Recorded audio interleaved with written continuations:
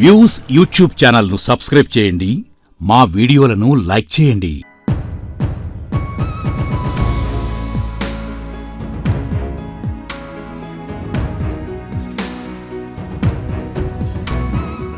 చివరిగా చెప్పండి, ఇప్పుడు అమ్మవారు అనే దానికి మీకు కలిగిన అనుభూతిని మీ మాటల్లో చెప్పండి. చెప్పాను కదమ్మా, అన్నిటికీ అమ్మ దయే. నేను ఇలా ఇక్కడ అన్నానంటే అమ్మవారు ఇంతమంది ముఖ్యమంత్రులని ఇందాక చెప్పాను కదా, విజయవాడలో ఎక్కడో ఒక చిన్న సందులో కానీ ఇంతమంది రాష్ట్రపతుల్ని ఇంత పేరు, ఇంకా నా ఫోటో కానీ అది రాని రోజు దాదాపు ఒక వారంలో ఉండదు. మా అమ్మాయిలు కూడా అంటే మీ డాడీ ఫోటో రాకుండా ఉండదా పేపర్ ఇప్పుడు టీవీలో వచ్చాయి కాబట్టి టీవీలో అట్లాగా అదంతా కూడా అమ్మవారి దయ. ఎక్కడ ఉండాల్సిన ఎక్కడ ఉన్నానా అనిపిస్తూ ఉంటుంది అనమాట. మొన్న అయితే ఇలాగే అనిపిస్తుందమ్మా, ఒక మంచి అనుభూతి అనమాట. మా అమ్మాయి దాని కారులో నిన్నటిదాకా నేను నన్ను అడగకుండా ఏం చేసేది కాదు, అంటే చిన్న చిన్న విషయాలు కూడా, అలాంటిది నన్ను తన కారులో తీసుకెళ్ళి బయట కాఫీ తాగుదాము అని చెప్పి డబ్బులు ఇవ్వబోతుంటే కూడా no it's on me daddy అని చెప్పి ఒక ఎదిగిన కూతురుతో అట్లాగా మాట్లాడటం, అలాగా తీసుకెళ్ళేది ఒక తీయని అనుభూతి అనమాట. ఇవన్నీ కూడా మరి అమ్మదయ్య. దసరా నవరాత్రులు అయిన తర్వాత తెప్పోత్సవం ఒకటి చేస్తారు. అసలు అది ఎట్లా నిర్వహిస్తారు, దానికి ఎందుకు ఆ తెప్పోత్సవం చేస్తారు? అమ్మవారిని ఆ రోజు అంటే మా దసరా 10 రోజులు వివిధ రకాలైన శాస్త్రాల్లో చెప్పబడ్డట్టుగా, పురాణ ఇతిహాసాల్లో ఉన్నట్టుగా దసరా 10 రోజులు 10 అలంకారాలు చేస్తామమ్మా. అందులో దుర్గాష్టమి రోజు దుర్గాదేవినే వేయాలి. మహర్ణయం రోజు అంటే మహిషాసురు ఆ రోజు సంహరించింది కాబట్టి అమ్మవారిని మహిషాసుర మర్దనిగా చూపిస్తాము. ఇవన్నీ అయిపోయిన ఆఖరి రోజు రాజరాజేశ్వరి దేవి, అంటే ఈ రాక్షస సంహారం అంతా జరిగిన తర్వాత చాలా ప్రశాంతంగా ఉంది అమ్మవారు. ఒక రిలీఫ్. అమ్మవారు కూడా ఆ రోజు ప్రశాంతంగా ఉండి చెరుగ్గడ పట్టుకుని ఉంటుంది. ఆ ఉత్సవాన్ని మనం నిర్వహించుకుంటున్నాం అనమాట. నగరోత్సవం జరుగుతుంది. అమ్మవారు చాలా సంతోషంగా టక్కు టమారా ఇవన్నీ పెట్టితోటి అనమాట, గజ్జనకలు ఇవన్నీ ఉంటాయి కదా, వీటన్నిటితో కూడా అమ్మవారిని ఊరేగింపుగా వేద ఘోష మధ్య, చతుర్వేద ఘోష మధ్య, మంత్రాల మధ్య అమ్మవారిని ఊరేగింపుగా తీసుకుని వెళ్ళి కృష్ణానది మీద హంసవాహనం ఉండదు, చాలా పెద్ద హంసవాహనం చూసే ఉంటారు, దాని మీద అమ్మవారు విహారం చేస్తుంది అనమాట ప్రశాంతంగా. దాని విశిష్టత అదనమాట. కొన్ని లక్షల మంది వస్తారమ్మా చూడటానికి. బ్యారేజ్ అంతా నిండిపోతుంది, కిందంతా నిండిపోతుంది. ఆ తెప్ప మీద అమ్మవారిని పెట్టి ఒక 3 రౌండ్లు కృష్ణానది చుట్టూ అది ఒక చాలా పెద్ద కార్యక్రమం. అది అవునండి. ఇప్పుడు సంతోషంగా అమ్మవారిని ఒకసారి అందరికి చూపించాలి. కష్టపడ్డావమ్మా, ఇవాళ నువ్వు అందరినీ చూద్దు కానీ బయటికి వాళ్ళు కూడా అమ్మవారిని చాలా ప్రశాంతంగా ఉంది ఇలా చూడండి. ఇప్పుడు దసరా వేషాలు అనే పేరు ఎందుకు వచ్చింది, ఏమైనా ఉంది మీకు ఐడియా? అది మామూలుగా వీళ్ళు సరదాగా వేసుకుంటేదేనమ్మా, అంతే. దీనికి దానికి సంబంధం లేదు. ఎందుకంటే వేషాలు వేస్తారు కదా, అది వరకు నా చిన్నప్పుడు ఒక్కొక్కళ్ళు పోటీ అక్కడ వంటంలో ఒకళ్ళు 30 బండ్లు వేస్తే ఒకళ్ళు 40 బండ్లు, ఒక్కొక్క బండి మీద ఒక్కొక్క అవతారం వేసుకుని ఇలా ఉండేవాళ్ళు. దాని లైటింగ్ అది చూడటానికి నిద్ర వచ్చేస్తుండేది. రాత్రిపూట ఎప్పటికో వచ్చేవాళ్ళు, చూడటానికి వెళ్ళి చూసేవాళ్ళం ఉంటాయి. అంతా ఒక సరదా రోజుల్లో. అది ప్రత్యేకం కదా విజయవాడలో దసరా వేషాలు, ప్రభలు కట్టడం అంతా. ఇప్పుడు మీద తెప్పోత్సవం అని చెప్పాను కదమ్మా, దాంట్లో కూడా కేరళ నుంచి కూడా వస్తారు. కేరళ నుంచి ఒక ప్రత్యేకమైన డ్రమ్స్ వాళ్ళు వేయించే వాళ్ళు ఉన్నారు, వాళ్ళు వస్తారు.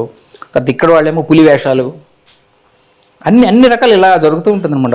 ఒకటి ఇట్లా చాలా విశేషంగా జరుగుతుందండి. మన ఇండియాలో మైసూర్లోను, ఇక్కడ విజయవాడలోనూ అండి. చాముండి టెంపుల్లోనా? మైసూర్ ఫేమస్ అమ్మా, మైసూర్ చాముండి దసరా జరగటం. ఆ ప్యాలెస్ ఉందమ్మా రాజుగారిది, మహారాజా ప్యాలెస్. ఆ ప్యాలెస్ లో 10 రోజులు చాలా విశేషంగా జరుగుతుంది. ఇక్కడ ఈ 2 చోట్ల ఎక్కడో విదేశాల నుంచి కూడా వస్తారు ఇవి చూడటానికి అనమాట. అవి మన నాకు చెప్పినట్టు అక్కడ మీకు అనుభూతులు ఏంటని చెప్పారు. నీ అమెరికా వెళ్ళినప్పుడు అక్కడ దేవాలయం, గుడి దేవాలయం, నేను ఎవరో వాళ్ళు తెలుసుకుని అక్కడ పెద్ద సన్మానం చేశారండి అప్పటికప్పుడు వాళ్ళు. నా భార్యకి పట్టు చీర అది పెట్టి నాకు ప్రసాదాలు దండలు కానీ. ఎక్కడ అమెరికా, ఎక్కడ విజయవాడ అండి, అసలు ఏంటంటే కేవలం ఇక్కడ ఒక అర్చకుండేని. అదే అంటే ఇంకా విఐపీస్తో మీకు అనుభూతి ఇలాగన్నది. ఈవిడ సుధా నారాయణమూర్తి గారు వచ్చారండి ఒకసారి. ఆవిడ మాకు స్నేహితుడు ఒక ఆయన ఉన్నారు, పబ్లిషర్ అనమాట, అశోక్ బుక్ సెంటర్ అయినా ఫ్రెండ్ అది బాగా నాకు. ఆయన తీసుకొచ్చారు. ఆవిడ బుక్స్ వీళ్ళు పబ్లిష్ చేస్తారు. ఆవిడ గుడికి తీసుకొచ్చారమ్మా. సరే నేను నాకు జరిగిన ఆవిడ మీకు తెలిసే ఉంటుంది, సుధా నారాయణమూర్తి గారు ఇంగ్లీష్లో చెప్పాలంటే డౌన్ టు ఎర్త్ అంటుంటారు ఆవిడని. అంత అవునండి, మామూలు Infosys చాలా మామూలుగా ఉమెన్ ఇన్ ఇండియా అండి. ఆవిడ చాలా మామూలుగా కాటన్ శారీ కట్టుకుని ఉంటారు, చాలా సౌమ్యంగా మాట్లాడుతుంటారు. వాటి మీద చాలా కథలు అవన్నీ కూడా జరిగిందేమో అని నాకు జరిగింది అనుభవమా. ఆయన చెప్పారు, నేనేమో ఆవిడని రిసీవ్ చేసుకుందాం అని చెప్పి గుడి దగ్గర ఉన్నాను, అక్కడ చెప్పు ఉంచానమ్మా. అమ్మ అటెండర్ నేను అక్కడ ఉన్నానని తెలియక వేరే దారిలో గుళ్ళోకి తీసుకెళ్ళిపోయాడు. మధ్యలో వచ్చి చెప్పారన్నమాట, చేయండి మీరు కూడా ఉన్నారు, వచ్చేసారమ్మ లోపలికి వచ్చారు. సరే నేను వెళ్ళి మళ్ళీ లోపలికి వెళ్తుంది ఆవిడ. సరే పూజ అంతా చేసి బయటకు వచ్చిన తర్వాత నేను తెలుగు కొంచెం కొంచెం వచ్చానమాట. సరే అడిగి ఇంగ్లీష్లో చెప్పి నేను మీకోసం వెయిట్ చేస్తున్నాను అమ్మ అక్కడ, నేను ఊరికే చెప్పాలని మిమ్మల్ని రిసీవ్ చేసుకుందామంటే, అయ్యో నాకు అదృష్టం లేదండి ఇవాళ అని. ఆవిడకి అదృష్టం లేదంటే నేను అసలు మనకి ఎంత నాలెడ్జ్ కానీ అప్పుడు ఆ మాట అంటాం కానీ, అయ్యో ఇవాళ నాకు అదృష్టం లేదండి, అయితే మీ వల్ల మంచి మాట చెప్పుకోవాలి కదా, అలాంటి మంచి చెప్పుకోవాలి, నేను చెప్తుంటాను. మొత్తానికి మంచి అనుభూతితో ముగించారు. చాలా సంతోషం. కనకదుర్గ దేవాలయం గురించి మొదటి నుంచి జరిగినవి ఎన్నో విషయాలు. ఒక్కసారి ఏంటంటే వాళ్ళు భగవంతుడి మాటలు వీళ్ళ నోటి ద్వారా వచ్చాయని కనుక మనం మనస్ఫూర్తిగా నమ్మగలిగితే, మనం నమ్మాలి, అవును కాదని దాని గురించి వితండవాదం చేయకుండా నమ్మగలిగితే మనసుకు ప్రశాంతంగా ఉంటుంది. మనలో ఉన్న ఆలోచనలు కానీ, మన కష్టాలను కానీ, మన బాధల్ని కానీ అర్చకులకి చెప్పుకుంటే, అర్చకులు అంటే కూడా చెప్పారు ఆయన కాబట్టి అర్చకులు అనే పదం ఉపయోగిస్తున్నాను, అర్చకులకు చెప్పుకుంటే భగవంతుడికి చేరతాయని నమ్మకం ఉంటే మనసుకి చాలా ప్రశాంతంగా ఉంటుంది. ఎవరెవరో చెప్పిన వాటికి భయపడకుండా ఉండమని చెప్పారు. ఒకప్పుడు చేయలేకపోతే ఎప్పుడు కుదిరితే అప్పుడు చేసుకోమని చెప్పారు. ఒక పాజిటివ్ ఎనర్జీని మనకి పంపిస్తున్నారు. ఇలాంటి వాళ్ళతోటి మనం అప్పుడప్పుడు మాట్లాడుతూ ఉంటే మనలో ఉన్న భయాలు పోయి, నెగిటివిటీ అంతా పోయి ప్రశాంతంగా జీవించడానికి అవకాశం ఉంటుంది. ఇది ఈరోజు వైజయంతి మాటామంతిలో కనకదుర్గ దేవాలయం ప్రధాన అర్చకులు దుర్గాప్రసాద్ గారితో సాగిన ఆధ్యాత్మిక సంభాషణ. నమస్కారం. నమస్కారం. జై దుర్గా భవాని. ఇప్పుడు ఇది మహామండపం మండపం. ఇది సుమారుగా ఒక 15 ఏళ్ల క్రితం నిర్మించడం జరిగింది. ఇదేమో రాజగోపురం, 9 అంతస్తుల రాజగోపురం అండి. ఇదేమో 7 అంతస్తుల మహామండపం. ఏ దేవాలయానికన్నా రాజగోపురంలోంచే భక్తులు లోపలికి వెళ్ళి దర్శనం చేసుకోవాలని ఉంటుంది.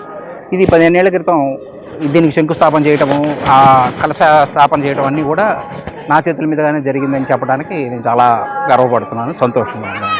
చూసిన ఉత్సవమూర్తి సుమారు ఒక 400 ఏళ్ల క్రితం పంచలోహాలతో తయారు చేసిందని, చాలా ఎంతో అందంగా చక్కగా ముఖ వర్చస్సుతోటి అమ్మవారు ఎంత ప్రశాంతంగా ఉంటారో ఆ ఉత్సవమూర్తి కూడా అంతే ప్రశాంతంగా చాలా అందంగా చెక్కబడి ఉన్నది. అప్పటి నుంచి కూడా ఆ పంచలోహాలతో చేసిన ఆ విగ్రహానికి పూజలు చేస్తూనే ఉన్నాము. ఇక్కడ అమ్మవారి లోపల ఉన్న శ్రీచక్రం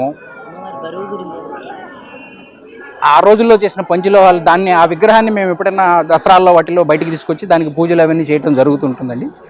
ఆ విగ్రహాన్ని తీసుకురావడానికి సుమారు 15-20 మంది అర్చకులు, దాన్ని అంత బరువు ఉంటుందమ్మా తీసుకురావడానికి 15-20 మంది అర్చకులు కష్టపడితే కానీ అది బయటికి తీసుకురావడం అవ్వదు. అలాగే లోపల ఉన్న శ్రీచక్రాన్ని ఇక్కడ జగద్గురు ఆదిశంకరాచార్యుల వారు స్వయంగా ఆయన చేతులతో ఇక్కడ స్థాపించి దాని మీద బీజాక్షరాలు రాశారు. అమ్మవారు ఇక్కడ మన శాస్త్రం ప్రకారం కానీ పురాణ ఇతిహాసాల ప్రకారం కానీ ఉన్నది ఏమిటంటే మహిషాసుర మర్దని అమ్మవారు.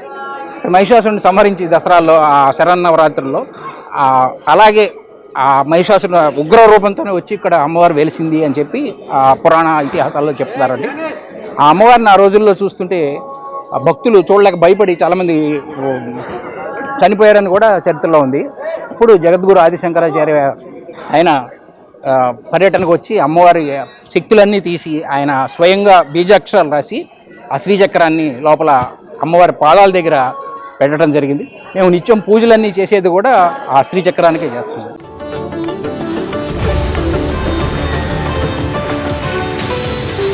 వ్యూస్ యూట్యూబ్ ఛానల్లో లైక్ చేయండి, షేర్ చేయండి, సబ్స్క్రైబ్ చేయండి.